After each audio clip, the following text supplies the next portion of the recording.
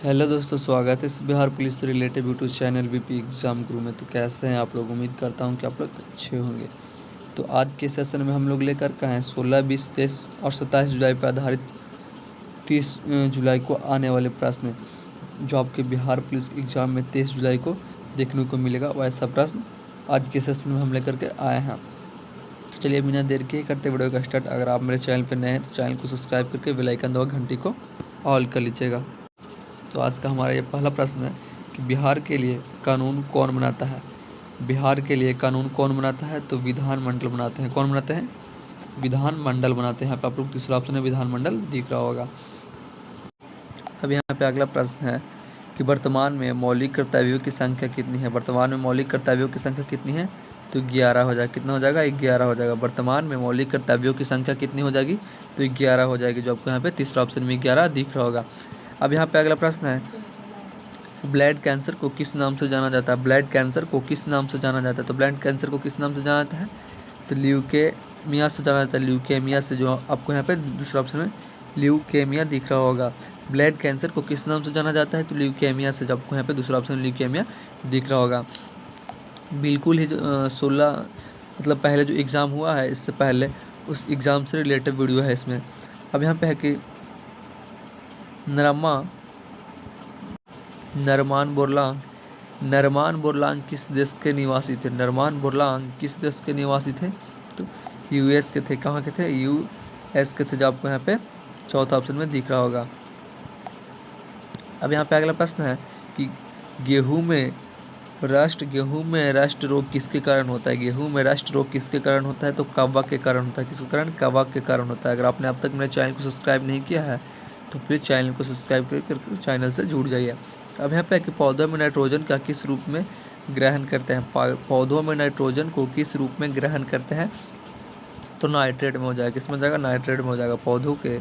पौधों में नाइट्रेट को किस रूप में ग्रहण करते हैं? तो नाइट्रेट में हो जाएगा। नाइट्रेट में, जो आपको यहाँ पे दूसरा ऑप्शन नाइट्रेट दिख रहा होगा। अब अगला प्रश्न है कि 2,4-D क्या है? तो परक खरपतवारनाशी होगा। खरपतवारनाशी हो जाएगा, जो आपके यहाँ पे दूसरा ऑप्शन पहला ऑप्शन में दिख रहा होगा। अब अगला प्रश्न है कि तंबाकू में विषैला तत्व क्या होता है? तंबाकू में विषैला तत्व क्या होता है? तो निकोटीन होता है। क्या होता है? निकोटीन होता है, जो आपको यहाँ पे तीसरा ऑप्शन निकोटीन दिख रहा होगा। तंबाकू में विषैला तत्व क्या होता है? तो निकोटीन हो जाएगा, जो आपको यहाँ पे तीसरा ऑप्शन में दिख रहा होगा। पूरा वीडियो बिना स्किप किए पूरा वीडियो देख के जाएगा। बिल्कुल ही मोस्ट इंपॉर्टेंट क्वेश्चन आज के सीरीज में हम लेकर के आए हैं। अब यहाँ पे अगला प्रश्न है कि विश्व वन दिवस कब मनाया जाता है? तो 21 मार्च को मनाया जाता है। दोस्त कब मनाया जाता है? 21 मार्च को विश्व वन दिवस 21 मार्च को मनाया जाता है, जब यहाँ पे तीसरा ऑप्शन में 21 मार्च दिख रहा होगा। अब यहाँ पे अगला प्रश्न है कि दूध का पाश्चुरीकरण किसके कारण होता है? तो किसके कारण होता है? लुई पाश्चर के कारण होता है। लुई पाश्चर के कारण होता है, जब यहाँ पे चौथा ऑप्शन है लुई पाश्चरीकरण दिख रहा होगा। अब यहाँ पे अगला प्रश्न है कि भारतीय कृषि का इतिहास नामक पुस्तक के लेखक कौन है? भारतीय कृषि का इतिहास नामक पुस्तक के लेखक कौन है? तो एम.एस. रंधावा हो जाएंगे, जो आपको यहाँ पे पहला ऑप्शन में दिख रहा होगा। अब यहाँ पे अगला प्रश्न है कि आलू क्या है? आलू एक तना है, जो आपको यहाँ पे तीसरा ऑप्शन में दिख रहा होगा। अब अगला प्रश्न यहाँ पे कि जूट उत्पादन में अग्रणी राज्य कौन है? जूट उत्पादन में अग्रणी राज्य कौन सा है? तो पश्चिम बंगाल हो जाएगा, जो आपको यहाँ पे दूसरा ऑप्शन है पश्चिम बंगाल दिख रहा होगा। अब यहाँ पे कपास पौधे के किस भाग में प्राप्त होता है? कपास पौधों के किस भाग में प्राप्त होता है? तो फूल में हो जाएगा, जो आपको यहाँ पे पहला ऑप्शन है फूल दिख रहा होगा। कपास जो है वो पौधे के किस भाग में होता है? तो फूल में होता है। अगर आपने अब तक मेरे चैनल को सब्सक्राइब नहीं किया तो प्लीज़ मेरे चैनल को सब्सक्राइब करके चैनल से जुड़ जाए। मेरे यूट्यूब चैनल पर बिहार पुलिस से वीडियो अपलोडेड होते रहते हैं। अब यहाँ पे कि पौधे के विकास के लिए आवश्यक तत्वों की संख्या कितनी होती है? पौधों के विकास के लिए आवश्यक तत्वों की संख्या कितनी होती है? तो 16 हो जाएगा, जो आपको यहाँ पे दूसरा ऑप्शन में 16 दिख रहा होगा। अब अगला प्रश्न यहाँ पे है कि आलू में ब्लैक हॉर्ट के रोग का कारण क्या है? आलू में ब्लैक हॉर्ट रोग के कारण क्या है? तो ऑक्सीजन की कमी हो जाएगा। जो आपको यहाँ पे चौथा ऑप्शन में दिख रहा होगा, ऑक्सीजन की कमी। अब है 444 किसकी एक प्रजाति है? पूसा 444 किसकी एक प्रजाति है? तो धान की हो जाएगी। किसका हो जाएगा?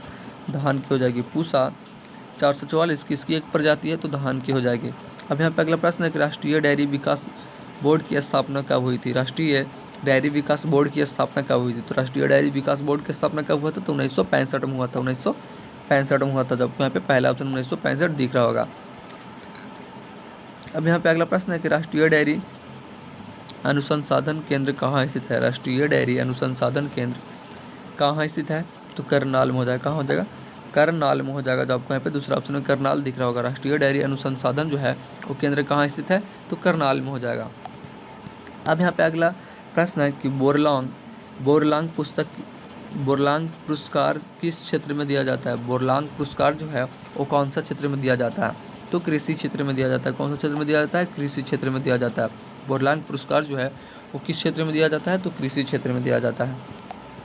अब यहाँ पे अगला प्रश्न है कि श्वेत क्रांति का जनक किसे माना जाता है? श्वेत क्रांति का जो जनक है वो किसे माना जाता है? तो श्वेत क्रांति का जनक किसे माना जाता है?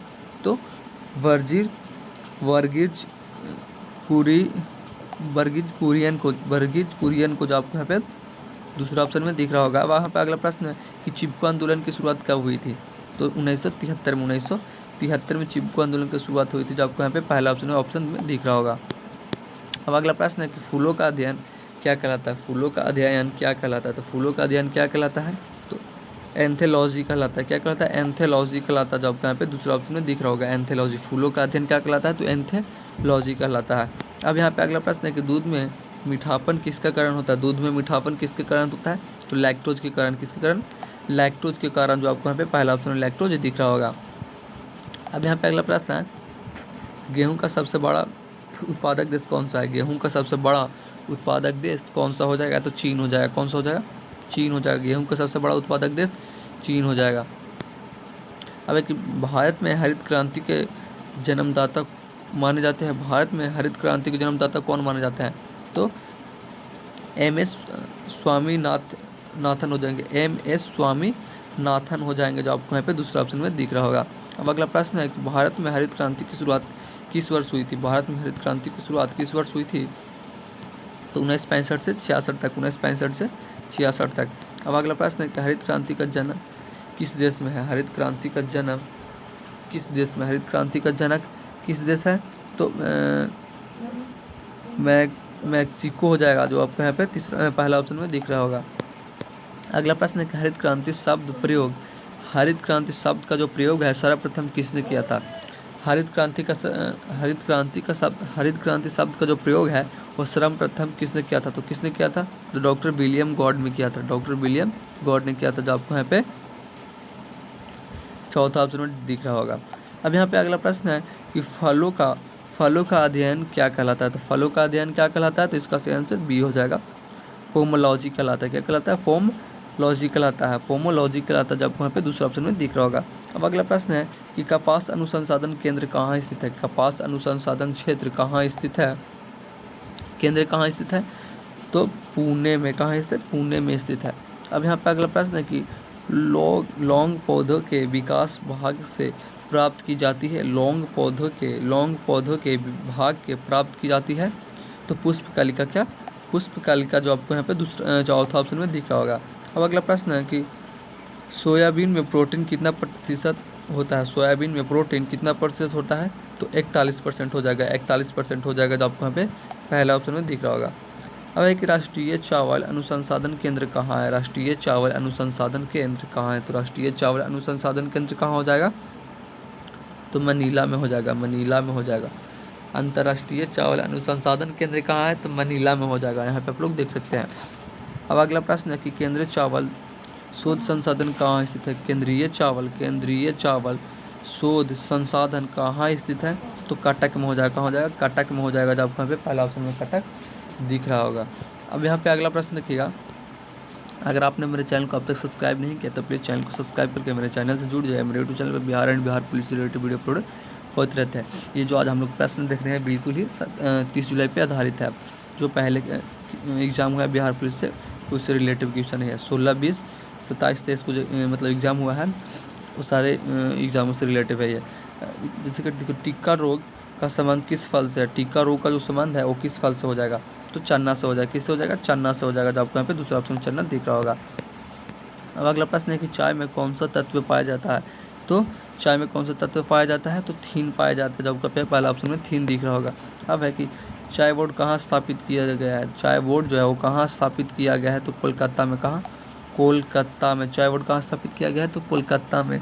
अब अगला प्रश्न है कि रेशम के कीड़े कोनून अपना भोजन किससे प्राप्त करते हैं? रेशम के कीड़े कोनून अपना भोजन किससे प्राप्त करते हैं? तो सहतूत की पत्ती। सहतूत की पत्ती, जो आपको यहाँ पे पहला ऑप्शन है सहतूत की पत्ती दिख रहा होगा।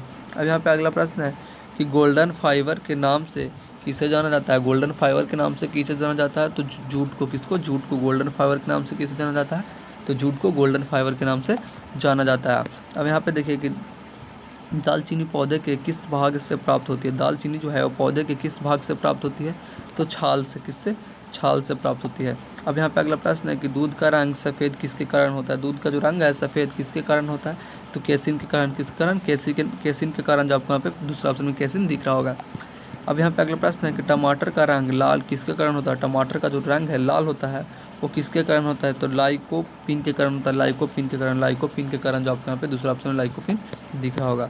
अब यहाँ पे अगला प्रश्न है कि कॉफ़ी में कौन सा तत्व पाया जाता है? कॉफ़ी में कौन सा तत्व पाया जाता है? तो कैफीन पाया जाता है। कैफीन पाया जाता है, जो आपको यहाँ पे दूसरा ऑप्शन में कैफीन दिख रहा होगा। अब यहाँ पे अगला प्रश्न है कि